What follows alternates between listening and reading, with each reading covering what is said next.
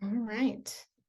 Well, I'm excited to be hosting today's webinar. We'll be talking about some of our highlights from 2023, a few of our favorite, most inspiring cases from our 2 wildlife clinics. I'm also, let's see if I can move forward here. So welcome to everyone calling in from all over. If anyone wants to put in the chat or the Q&A where you're from, we'd love to know where folks are calling in from today.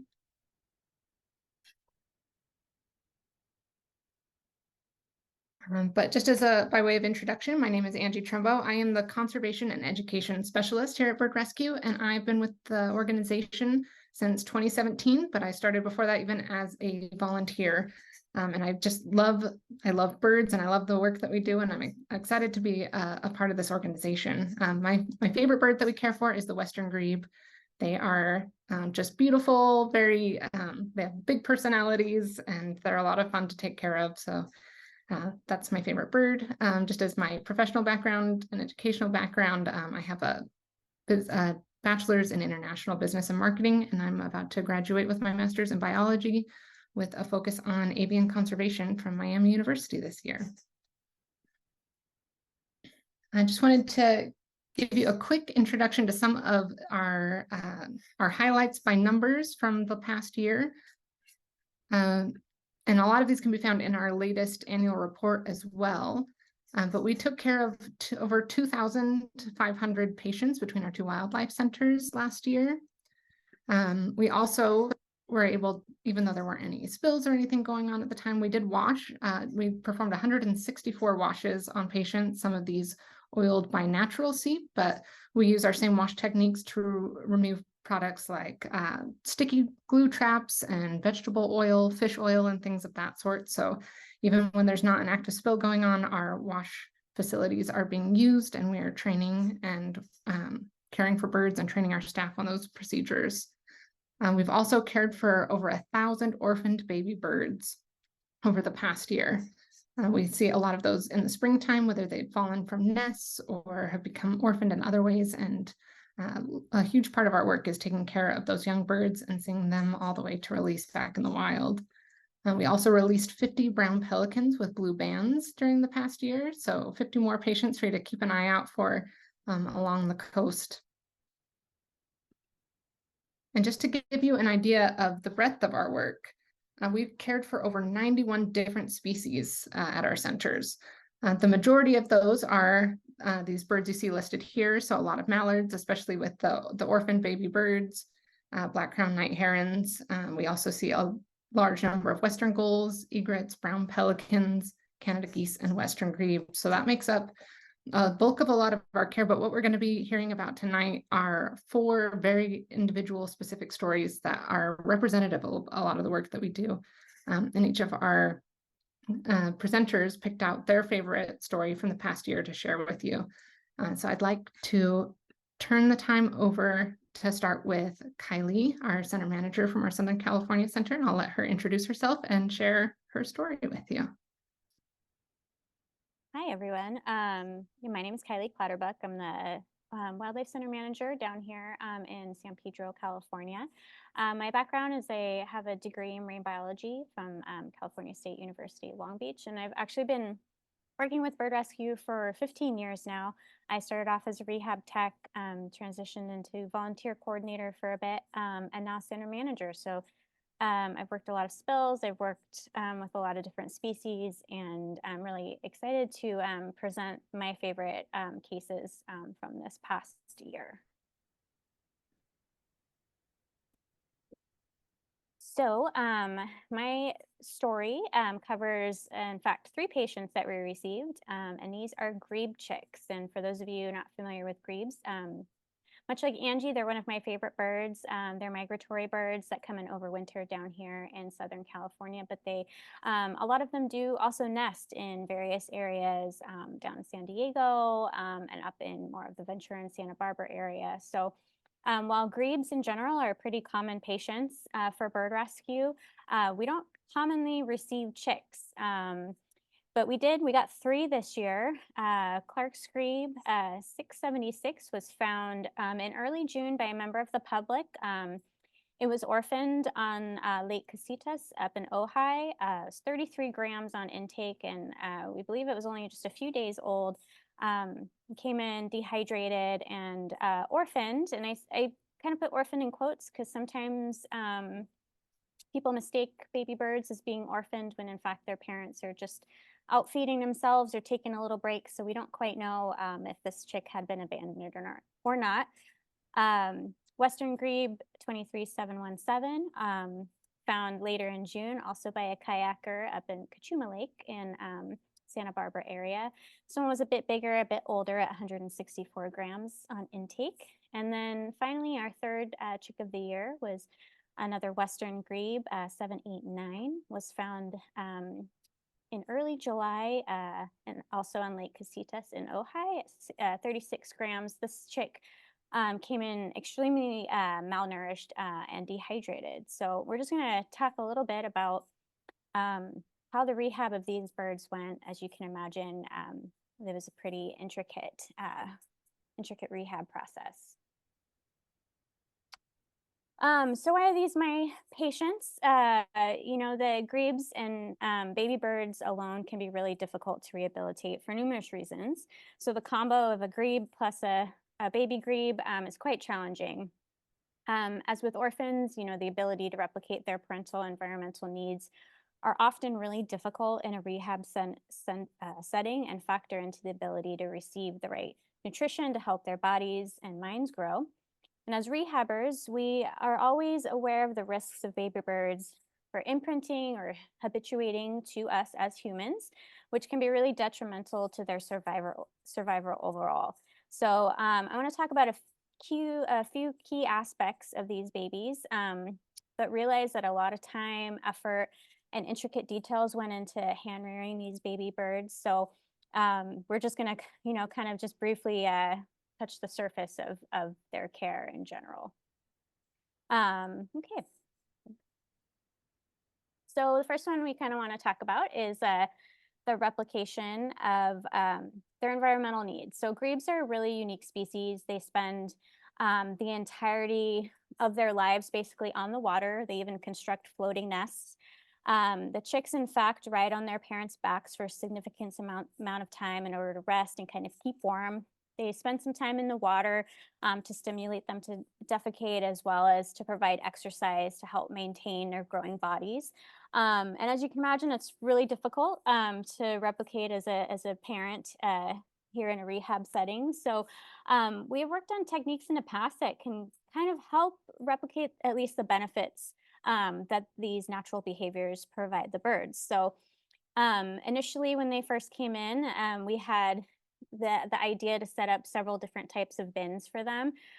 One bin was basically for the birds to defecate inside. We don't have a big open area of water for any of the feces and debris to move around in. So that was basically their little bathroom, that one bucket. And in order to kind of preserve their feathers and their waterproofing, and we would then move them to clean buckets where we would feed them, because sometimes grebe parents feed them in the water, sometimes they feed them on their back. So it's just kind of getting to know the bird and getting to know the bird's personality and see what it was more receptive to. Once fed, we gave the grebes a chance to swim a little bit. They tire really easily, as you can imagine. They're really similar to human babies, where they need to be fed and then they basically sleep because they're growing and they're using a lot of calories to do that. So we also gave them some outdoor time to help absorb some of that vitamin D from the sunlight. Some also really important nutrition that they need for their bones to grow properly. And then finally, once they've had their swim time and their feeding time, Angie, if you want to go to the next slide, they got put into a dry area for some really hardcore napping, which they did a lot of. This is a cute little video of them in the pen. This is one of them. So they pretty much immediately go to sleep right after they were fed with their bellies nice and warm. And we were able to kind of replicate that with a warm environment, usually with some heat lamps and some heating pads, to make sure that the birds were kept warm. They don't have feathers, full feathers at this age. Their coverts and their primary feathers grow in later, so they're just filled with fluffy down, which is warm but not warm enough. So we would get them in a nice warm environment to help give them a good solid nap.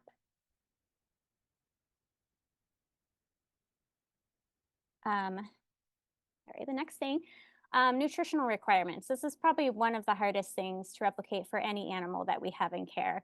So as I mentioned, they ride on their parents' backs and their parents feed them for quite some time. The males and the females do take part in rearing their young. So they'll take turns with the babies on their back versus the other one diving and foraging for food so that they could feed the babies. The chicks needed constant feeding. So in fact, it was really helpful for us because grebes actually have a small patch on their forehead that turns red when they're hungry or if there's any alarms going off for them. So we could tell exactly when they're hungry, and when they had been fed enough, their little red patch would turn back to more of a flesh color. So the proper nutrition for growing birds, if you don't have the right nutrients, it's a high risk for growth abnormalities that may hinder their chances for release back into wild. So nutrition is a really important part for all of the animals.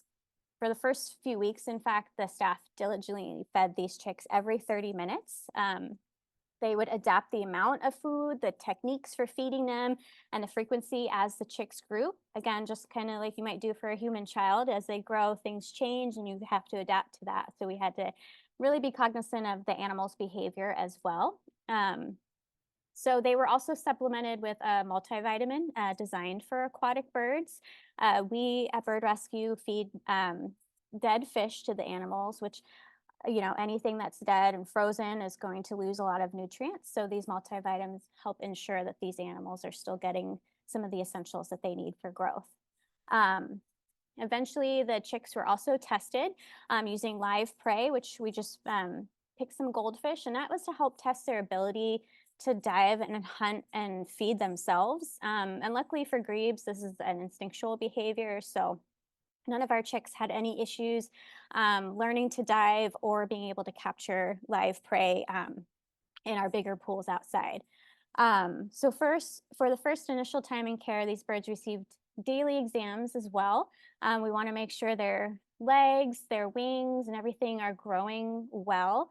As I mentioned, the lack of nutrition can often cause growth abnormalities that can shorten the bones or bow the bones in their growing bodies. So we gave them those daily exams, including weight checks too. Babies should never lose weight, so we always wanted to see that nice upward weight trend as each day went by. And then once the birds began to self-feed, it was important for us to kind of back off. We knew that the birds were eating well on their own. So for us, that was our time to stop handling them as frequently. Handling for any animal is very stressful, even for babies, but it also kind of leads into the next issue that we are really aware of. Angie, move on. Which is imprinting and habituation risks. So this is an issue for any baby bird coming in. What is imprinting and why is it an issue? What's habituation? They're slightly different. But imprinting is a close and dependent bond that a baby bird can make on whatever form they first see when they're born. So that could be their mother, father, that could be another human being.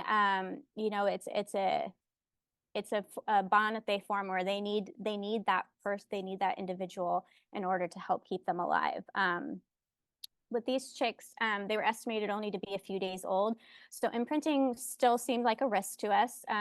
Habituation is also another issue, and it's more of a learned behavior of animals in response to repeated stimuli. So, for example, us hand feeding these birds, it was a risk factor where the birds would become accustomed to whomever feeds them over time, whether that's from a natural source such as their parents or from an external source such as us. So the more the birds are comfortable with human interaction, the more detrimental that can be to their overall survival. We don't want any wild animal that we release to be imprinted or habituated to humans, because not every human is kind to animals or there to help them. So we want to keep them as wild as possible.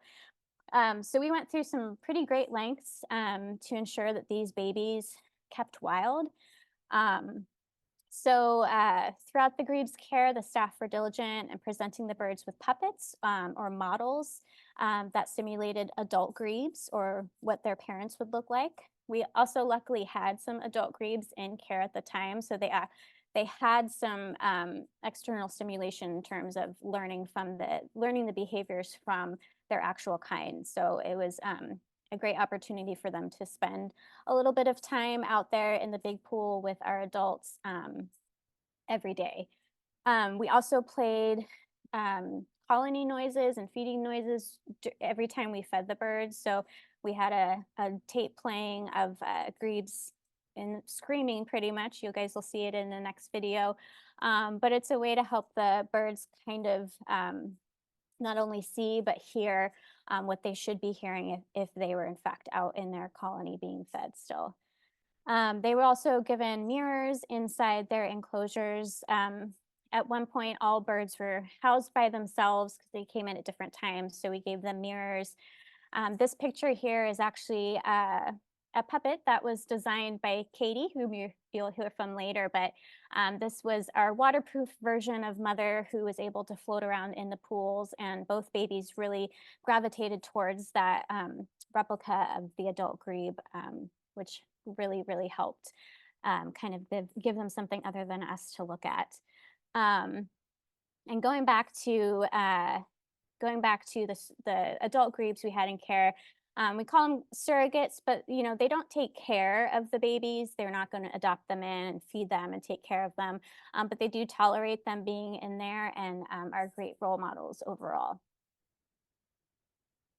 This next video that you're going to see is actually one of our feeding sessions.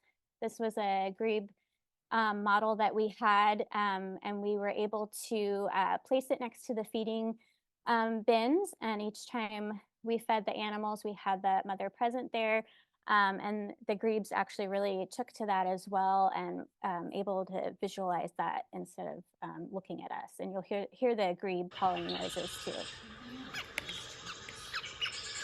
I think she likes it on the top better.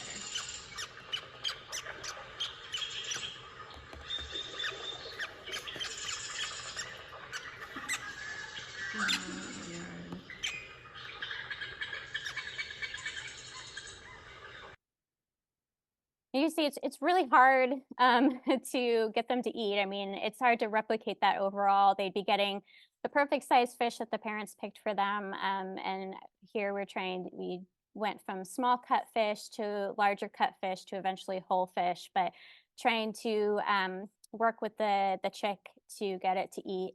It took quite a bit of time until they really kind of got the handle of it. And they're always awkward little things to begin with. So it's quite the challenge. Last slide.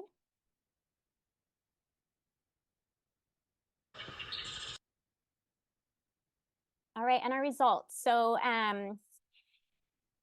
two of our 3 grebe chicks were actually released. So the first one that came in early June, and then the one that came in later June, they were both released after over 100 days in care. If you remember, that first grebe was about 33 grams on intake, and she grew to about 926 grams. And then the second bird, I believe, was just over 100 at intake, was released at 718 grams. So their weight trends were really good. We felt really confident at their release in terms of their diving ability and their ability to act as grebes and be wild. Unfortunately, and this is, with any rehab center, we can't save them all. So unfortunately, the last grebe had developed some growth abnormalities in its wings, which made it unable to fly. And these are migratory birds. So for us, we're not going to be releasing any animal that's not at its full capacity to be a successful member of its community out in the wild. Unable to migrate, unable to extend its wings.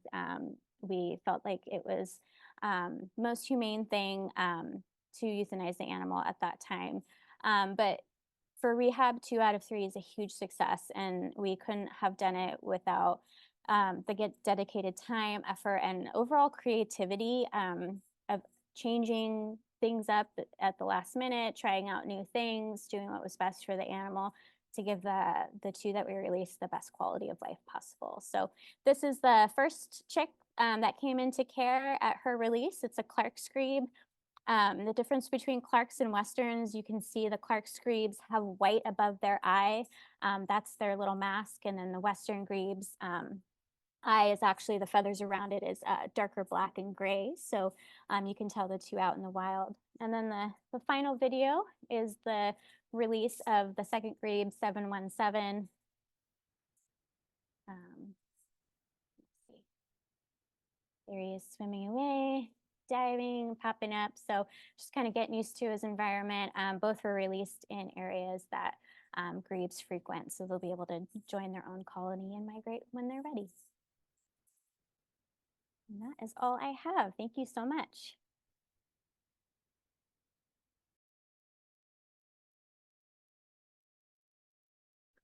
Thank you, Kylie. Hi, my name is Kelly Beffa. I'm the Wildlife Center Manager for the Wildlife Hospital located in Cordelia, Fairfield, California, up in the San Francisco Bay Area.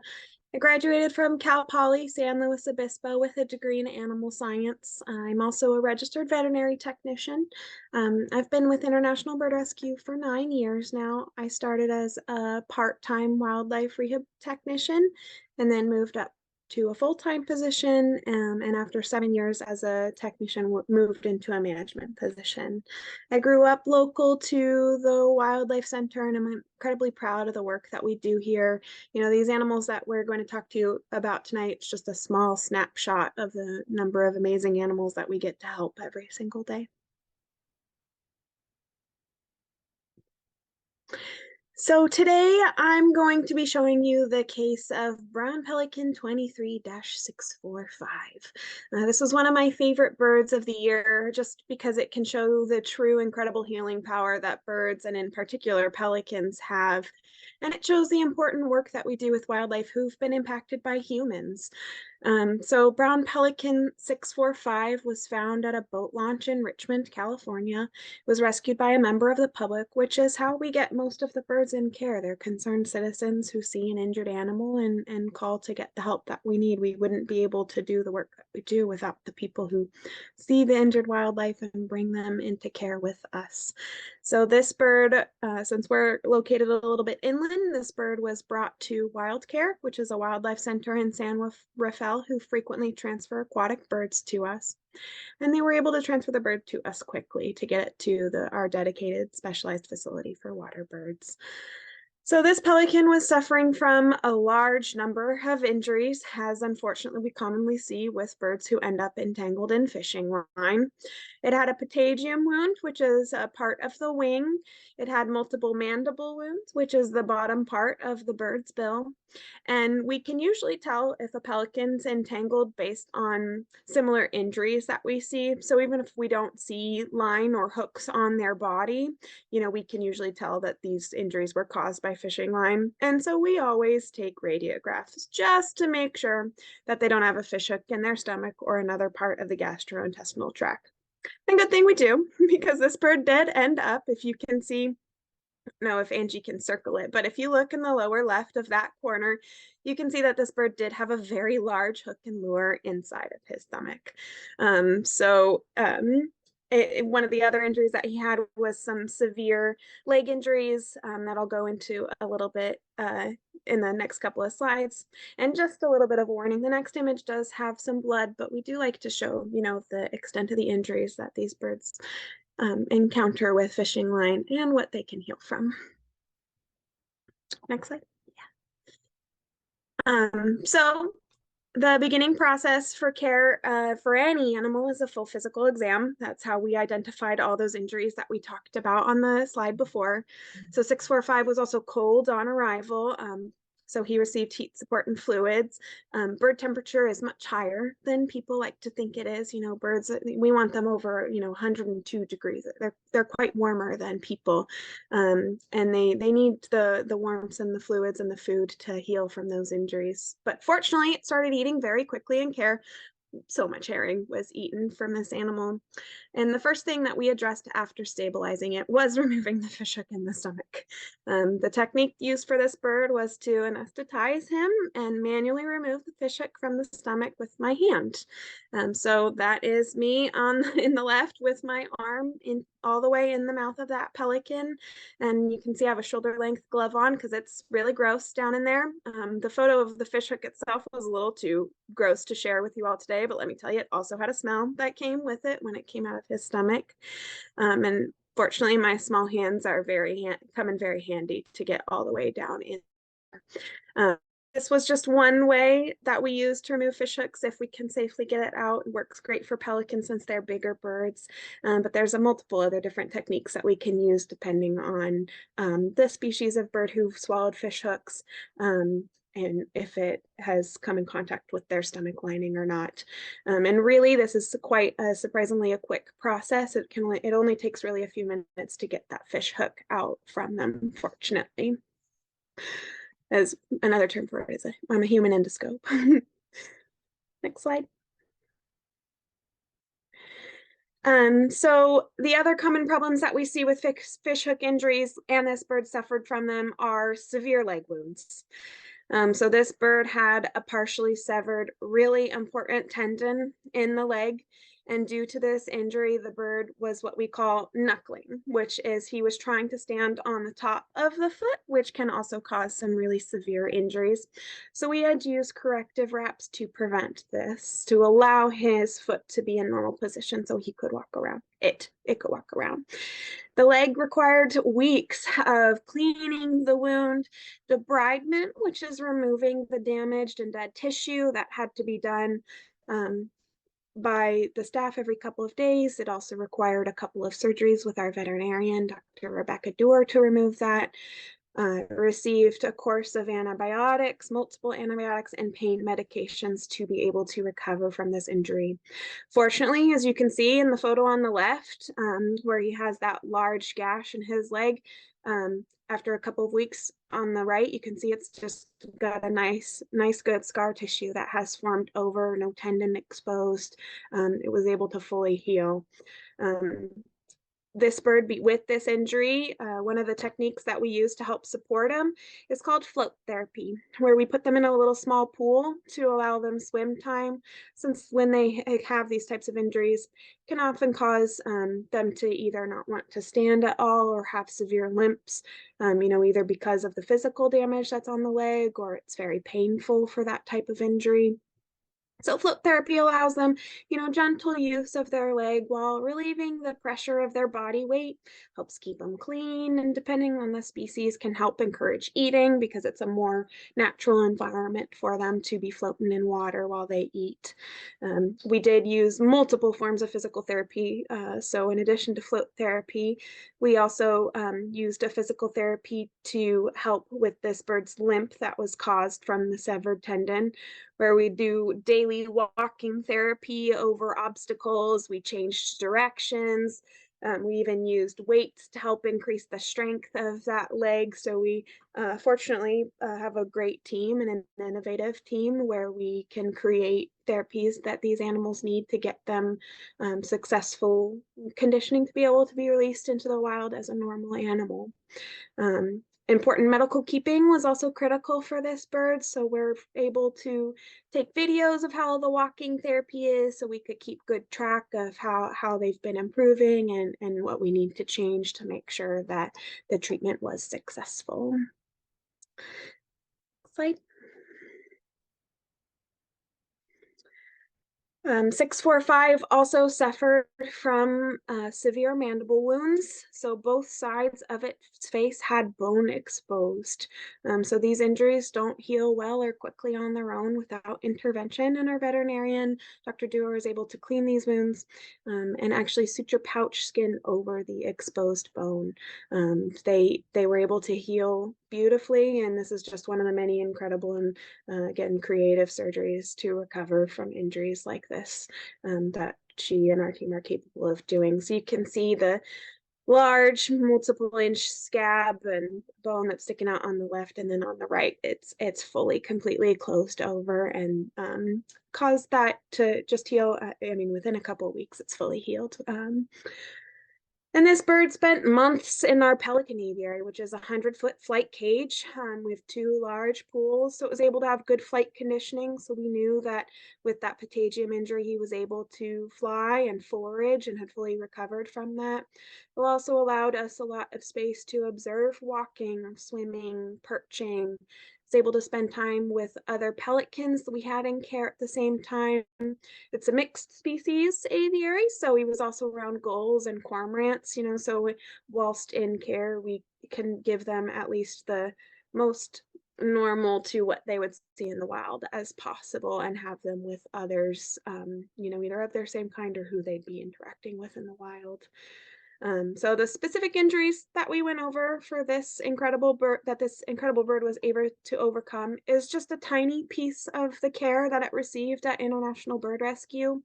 A large part of the puzzle is all the dedicated staff and volunteer time put into this animal. So it had fresh food, clean dishes, clean housing, clean pool water. This bird would not have done as well without the support of our amazing team, including some volunteers who are on this webinar as we speak. And on that little side note, if you are interested in becoming a volunteer to help birds like this pelican, please apply on our website. We have many different opportunities available. Yeah, so that's it for the case review and success story of 23-645. It was released as 1H7 blue band on October 30th at Encinal Beach in Alameda, which is one of the largest pelican roosting sites in San Francisco Bay. And I will say, and I'm sure Katie will say it next too, and Angie had said it before, if you ever see a blue band, or if you're out beach walking and you see pelicans, we'll happily turn you into someone who gets out their binoculars to look to see if there's a blue band on those pelican legs, and report them on our website so we can keep track of how well these animals do after they're in our care. Thanks for everyone's time. Thanks, Kelly. I just wanted to say one thing really quick before we get to the next story. The chat function wasn't working earlier, but we've got it going now. So if any of you have comments or anything you want to bring up during the webinar, the chat function is working now. So I'll go ahead and turn things over to Katie. Hey everybody, thanks so much for joining us for this webinar today. My name is Katie Erickson. I am a wildlife rehabilitation technician with International Bird Rescue. I have been working with bird rescue for about 2.5 years now. I started with the org in the middle of 2021 during our elegant tern crisis, if you heard about that. A little bit about me, I started out at Long Beach City College and I transferred over to California State University, Long Beach. I have a bachelor's of science degree in biology with a specialty in organismal biology.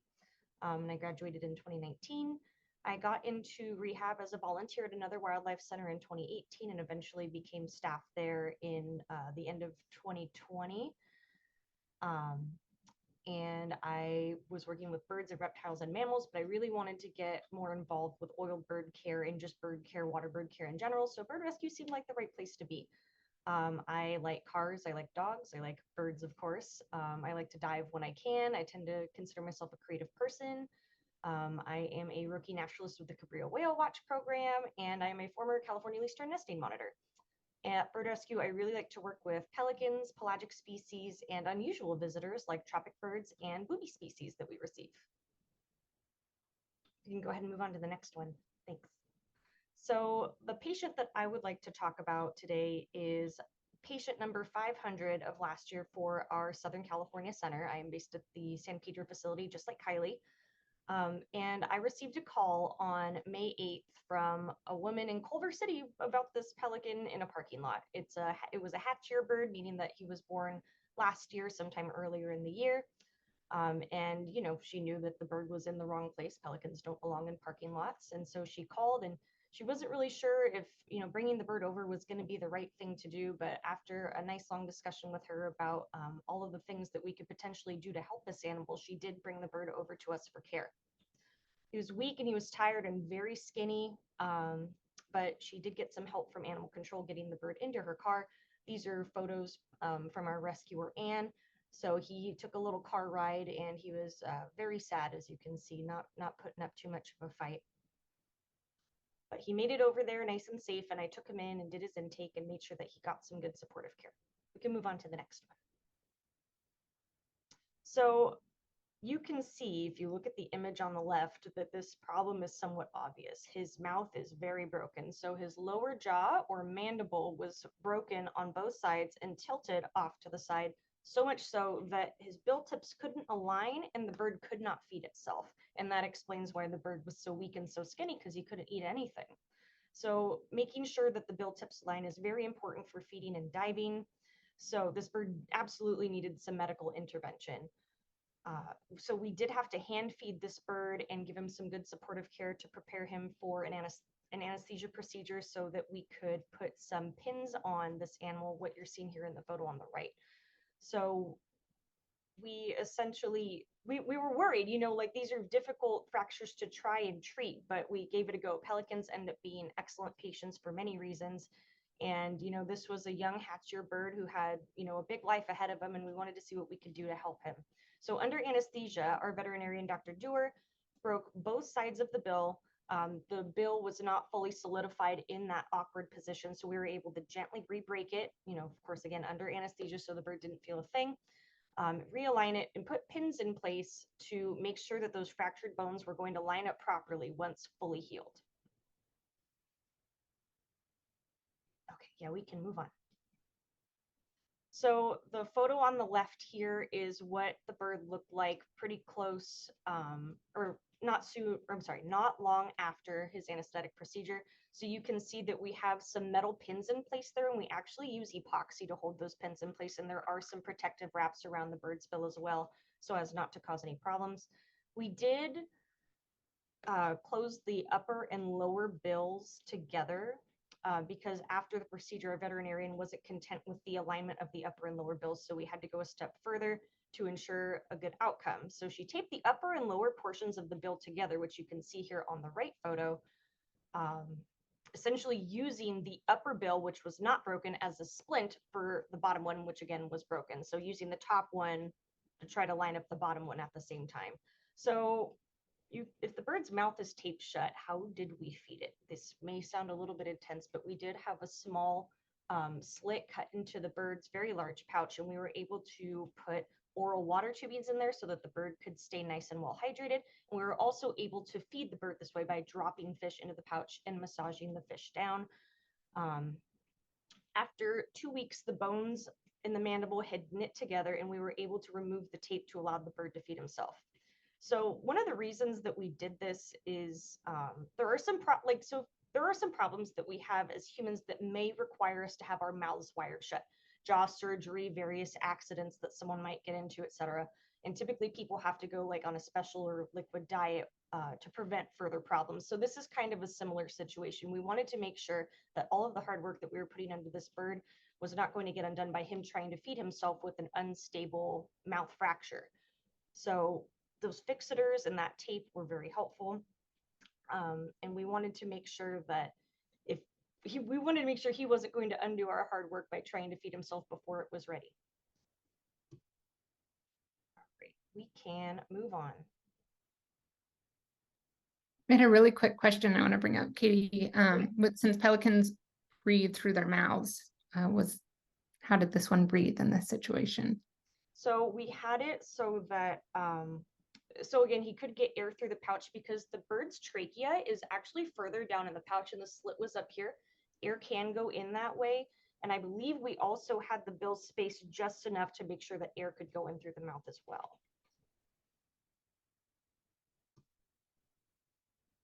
And I forgot to mention that the bird went from a very small 5.4 pounds to a whopping 9.25 pounds while he spent time with us. So let's see here. Yeah, so after 2 weeks, we were able to take all of those fixers off and allow the bird to feed himself. And that's when he gained all of that wonderful weight. Here in this photo, this bird made it to release. He spent 66 days in care with us. On the top photo on the left here, you can see myself and Kylie, our center manager, giving this bird his exit exam. At this time, we also put a blue band and a federal band on this animal. He is 1E6 out in the wild. And the rescuer, Anne, was actually able to join us for this release as well. So it was very rewarding for her to come and be able to open the crate and let him fly free forever. It's wonderful. So we released this bird on July 13th, and then he was resighted in October 27th, on October 27th of last year, 400 miles north of where we released him from. So clearly he's eating and flying and doing happy, healthy, normal pelican things. Like Kelly was mentioning, if you see a blue band, please go on our website and report it. These blue bands are super cool because they let us know how well our patients do after being released, where they may travel to, and how long they live after release.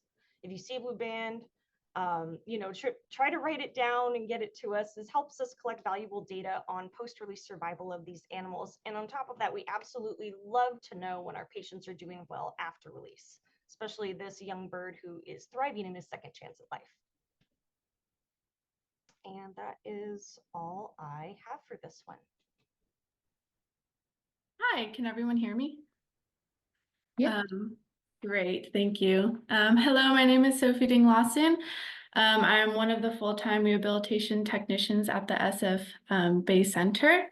I found a passion for working with wildlife from hearing from a friend about a wildlife rehabilitation center in the Bay Area, about 20 minutes from where I lived. And through volunteering at the center, I was able to gain a lot of experience through a very broad range of species. I really love working with the baby ducklings and baby pigeons at that center. With this experience, I pursued a Bachelor's of Science in Animal Science at UC Davis.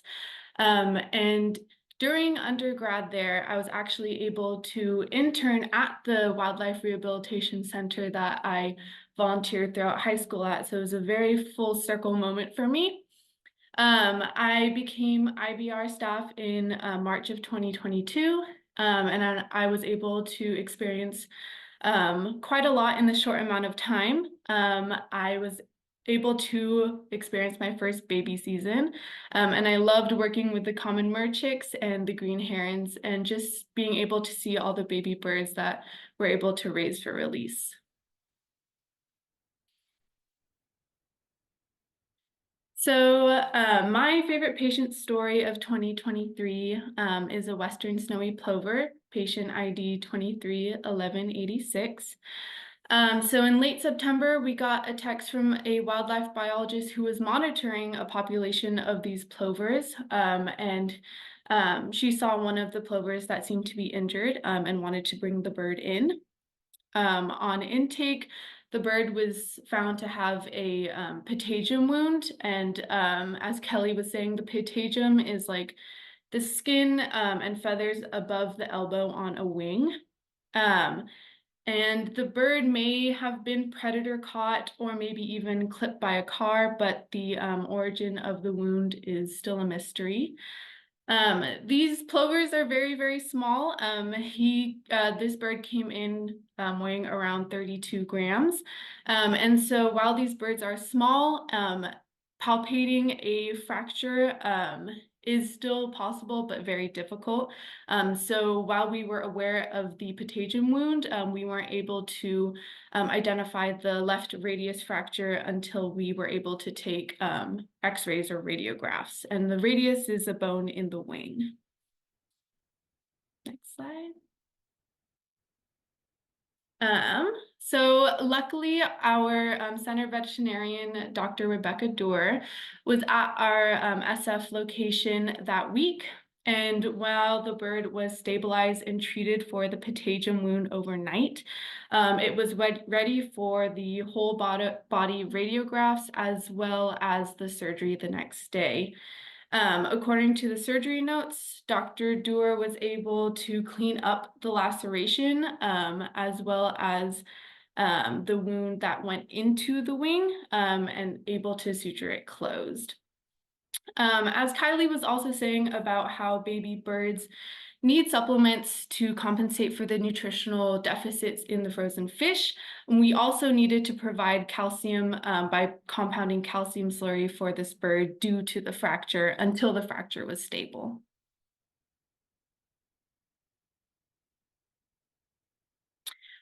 So when the plover was cleared to live outside after the patagium wound was starting to scab over and looked like it was heading towards healing in a good way, we moved the bird out to an HEA. We call it an HEA, but it stands for Heron and Egret Aviary.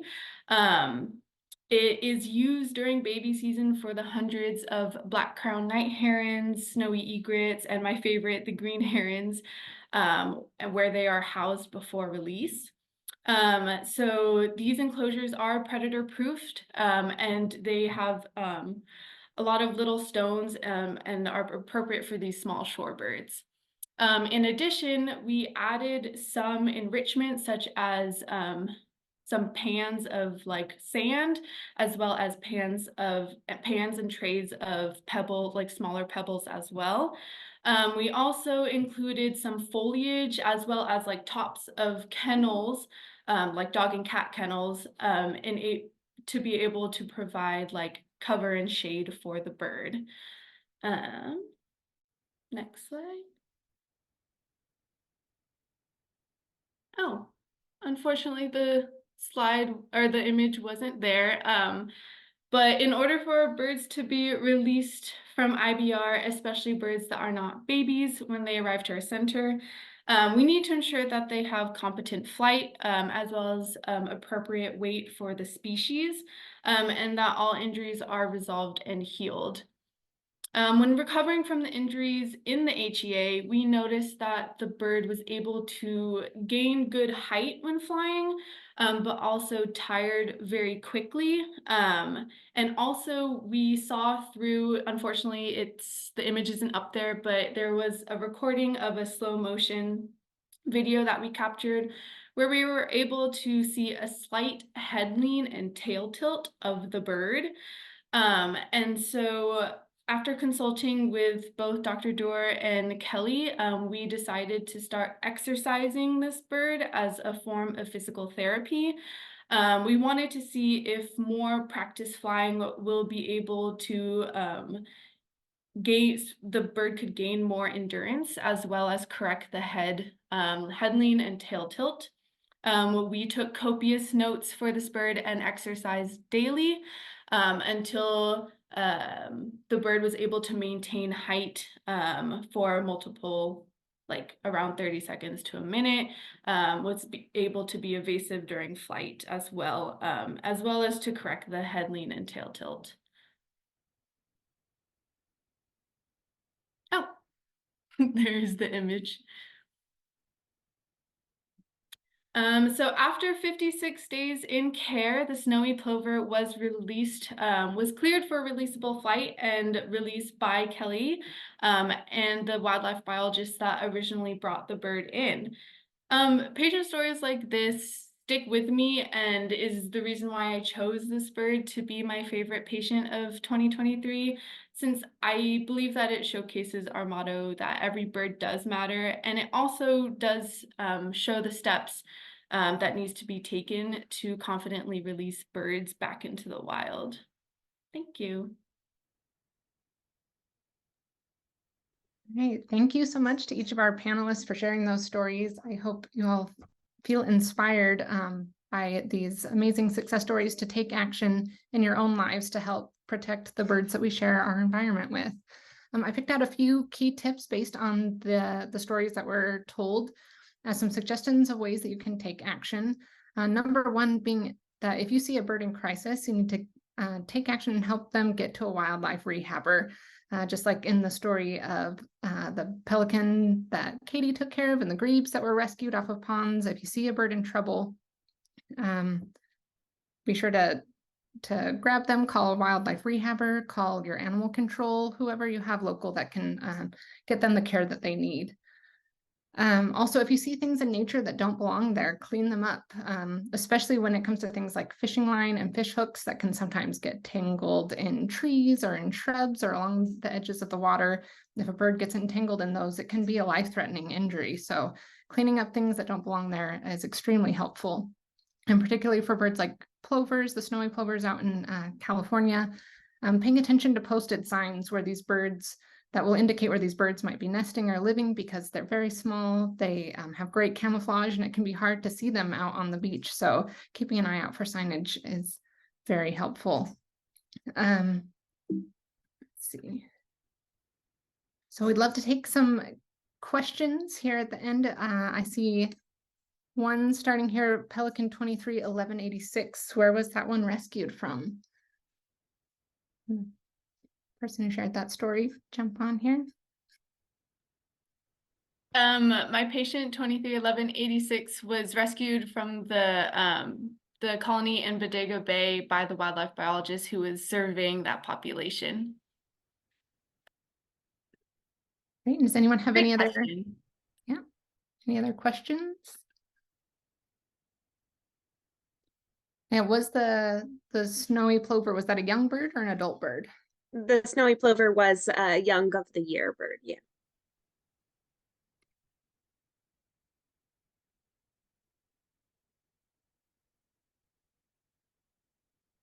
Any other questions out there? You can send them to the Q&A or in the chat.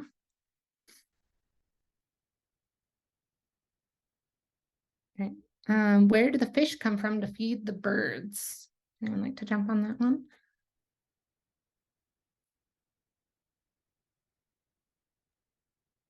Yeah, we use a distributor out of Florida called McRoberts, and we're able to order our fish through them and reserve some of the different types of fish species that we use throughout the year. And Kylie, here's another one for you. How are the baby grebes fed at night? Most of our types of patients don't need to be fed throughout the night. I do believe there are types of songbirds and hummingbirds that require those, but aquatic birds like to sleep. So we would feed them from pretty much 7:30 a.m. till about 7 p.m. every 30 minutes, and then they just slept the rest of the evening and were ready to be fed first thing again in the morning.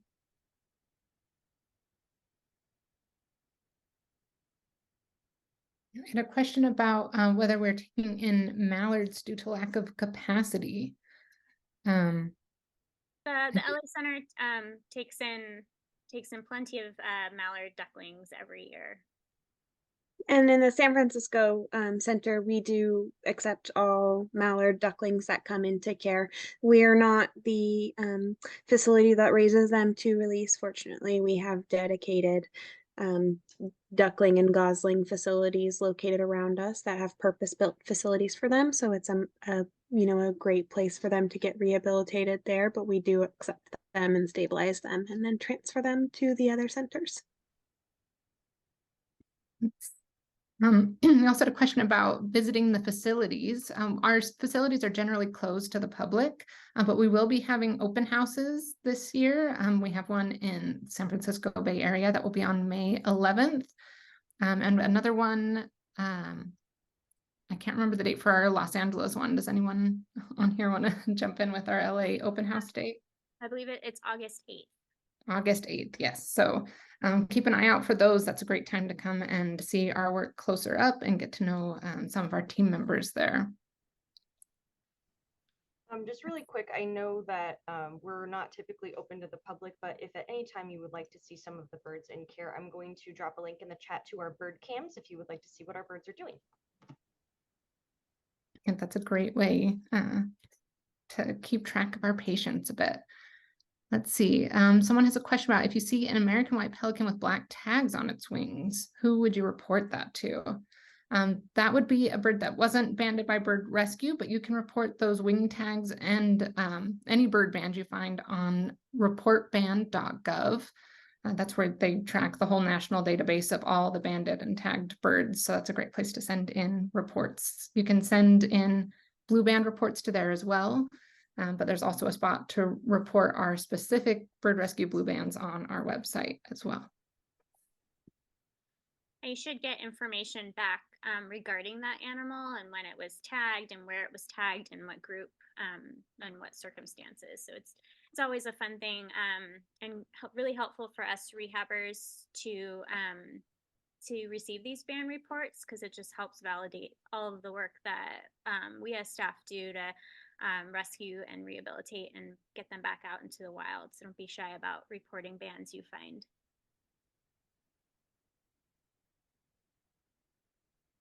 I have a question. Are most of our vets female?